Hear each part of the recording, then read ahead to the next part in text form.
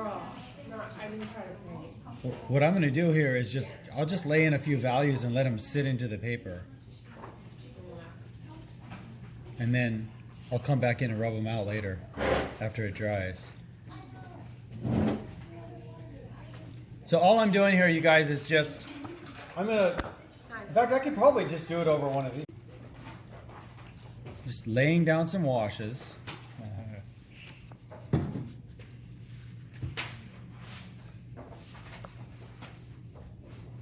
Alright, lay down some washes.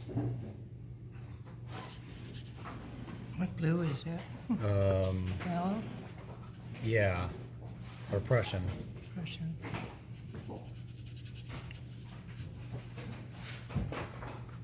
Because you want it to sink into the paper.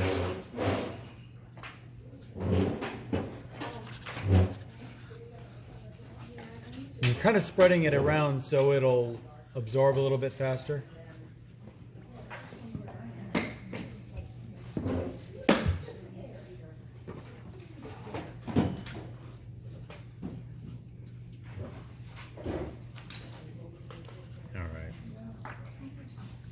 Might as well put something over the lights too, just because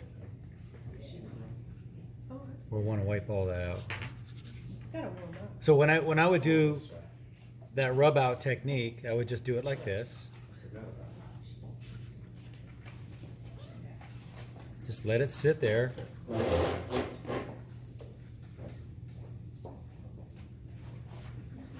And now you just let it sit.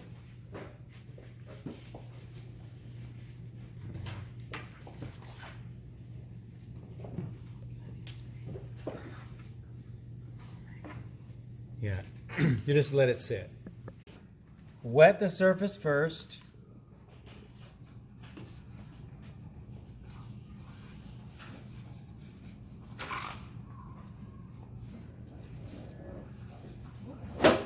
Ah, you're bringing background into his face, huh? A little bit. And then I just see now it'll start beating this paper up. So Until you see the grain a little bit, huh? yeah, you can't beat this up as much as the other. Yeah. But you see this. See, it leaves kind of this residue behind. Now that's. I think a lot of purist watercolors don't like this. Okay, just so you know, I mean, Yeah. they because the whole idea of watercolor to them and to me too is that whole kind of nailing it on the first try. Yeah. Like, where's that one I just did? Most of us are not there. And so a lot of people would be against rubbing the thing out. But my question is, look, you know, sometimes you have to move things along in a medium to you know, you've done all this and you want to explore more. Sometimes you need to just boldly go where you haven't gone before, you know? So again, you got everybody's rules, and then you got, well, what do you like? You know? So that's why you see me on all those ones, especially early on, right? I'm experimenting with everything I can. And I really didn't care what people thought. And the cool thing was I had teachers that just said, dude, just do it any way you want to. And that means opaque watercolor or anything you want. I mean, it's just do whatever you want. So now I'm using this eraser, these magic Mr. sponges. See how that just wipes it out there? Scary. Again, it's starting to rip the paper a little bit, so I got to be careful. It's all gone. Right. Yeah, you've undone everything. But you see how you get these really soft edges this way? Yeah, let's see. Oh, I see. This is why I wasn't very careful about laying it in. Now, if I were doing somebody's portrait or whatever in this technique, I would probably be a little bit more careful. But maybe not that much more, because I know that I'm going to go right back into it.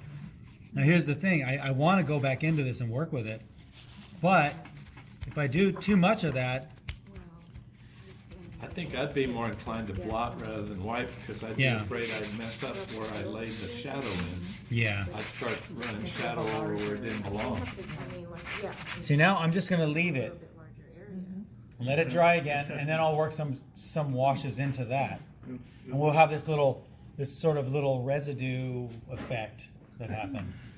So let's just That's not even a ghost of his face. It looks like a roll. stuff right on top of all this beat up stuff, and you get this kind of a lot of character in it. So, but I wouldn't work into it now. I would just let it dry. It almost looks like pastel. Huh? Yeah. Oh my gosh. By the way, if you ever want to do pastel, that is a great way to lay in a pastel. Watercolor and gouache are the best. And you could leave them like this. You could leave them like this and just work your pastel right on top of that, or you could just wash it out like this, and just give yourself sort of this very vague under thing, and then you start breaking in your pastels over it. It's just Neat idea. it's just the best. Top. Casting a shadow over here. Maybe this nose casts a shadow over the face over here. Climbs up all around the other side. Just kind of going over my shadows, maybe a little redder. Maybe a little redder in the lip area. It's very much the same, but you have this under thing that's, you know, you've got all this residue underneath it that sort of comes through, and it gives you a look. I need to remember to bring that Robert Sherrill book in. It's called Breaking the Rules of Watercolor. If you look it up, you'll see. Breaking the rules of Yeah, watercolor? yeah, Breaking the Rules. He wrote it back in the, I think, early '80s. Who wrote it? This really famous artist, illustrator, back, but I think he just went into fine art later. His name is Bert Silverman. There would be like the shadow cast from the upper lid onto the eyeball. Right, and then maybe if the light's coming from here, maybe this side of the eyeball would be in shadow. This side might be in shadow. And then a touch, you might get a little bit of that eye bone going in there. Maybe this. Now you did all of that so quickly. How do you do that? Many years. It's just watercolor. It wasn't me, it was the watercolor. You know, what you need to do is, see, the Daniel Smith's paints, you can't do it this fast. But if you use Holbein, the Holbein, they're really fast. No, they give me a kickback. No, just joking. That would be nice if they did. You have to use that exact brush too. Yeah, it's just $2.50 junker brush. Honestly, these are really cheap. I don't know if some of them have the price on them, but they're like, I get them at Art Center. I just usually just do them for demos in gouache at Art Center, but they're Synthetic? yeah, they're junk. I mean, honestly, I think this is about $2.50 this Wow, brush. but still. Now this is because I know the planes of the face, by the way. That's why I'm thinking that the light would come from here. So these planes would be, and probably cast a little bit of a shadow over the bottom lip here. The top lip cast a little bit of a shadow there. And these, and then you could do some. You'll hear me say this. Step it into the light. So you see how I have a razor sharp edge here. So instead of like fuzzing that edge, what I can do is just use another light value here and step the edge up. So I still have a hard edge, but then we get another one with a little hard edge, and you get this sort of this sort of stepping thing. You'll see a lot on the self-portraits, both of them. I'll step the values into the light. Have little things come through. And I could emphasize a little bit of warmth in the cheeks possibly, and in the ear. That's all I mean by warmer. I don't mean red or anything. I just mean warmer than the things next to it. So I don't want this to be anywhere near the shadow value. So I'm going to lighten that up a little bit.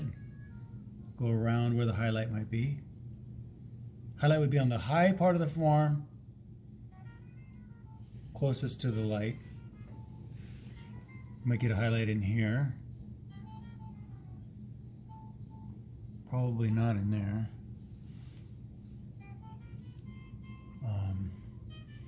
And it looked sort of like a sculpture until I give him some irises. You want some eyes? Guy? No, like that, you know. Some eyes. It was upside down. It looks so. Alexander. And then if you make it a little lighter on the bottom, now I'm just using water, I'm just using a dry brush now and sucking the stuff up, see? And that'll get a little bit lighter on the bottom, as if there's a little light coming in there.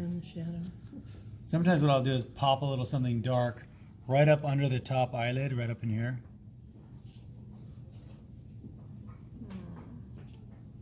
Things like that.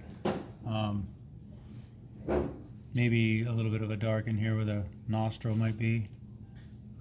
Something like maybe the corners of the mouth. Those are good places to hit darks. Now I've got a dark, not really dark, but darker than the background there, and it's warm versus cool. Maybe what I could do on the back side of the other side is hit something cool.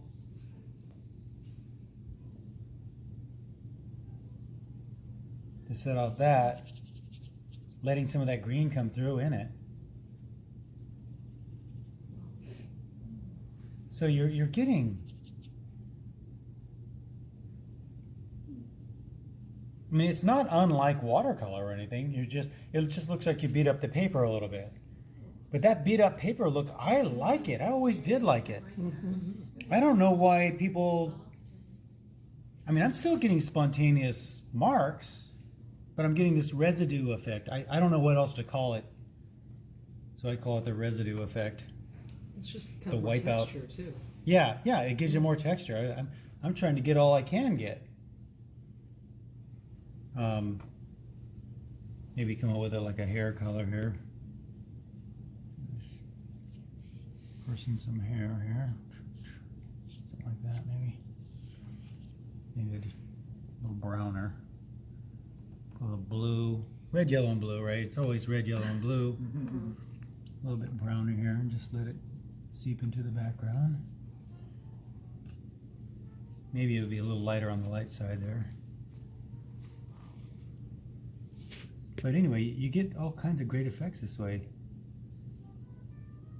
I hope you don't take other classes and go, you're doing it all wrong. Let me show you how Rob Sherrill taught me.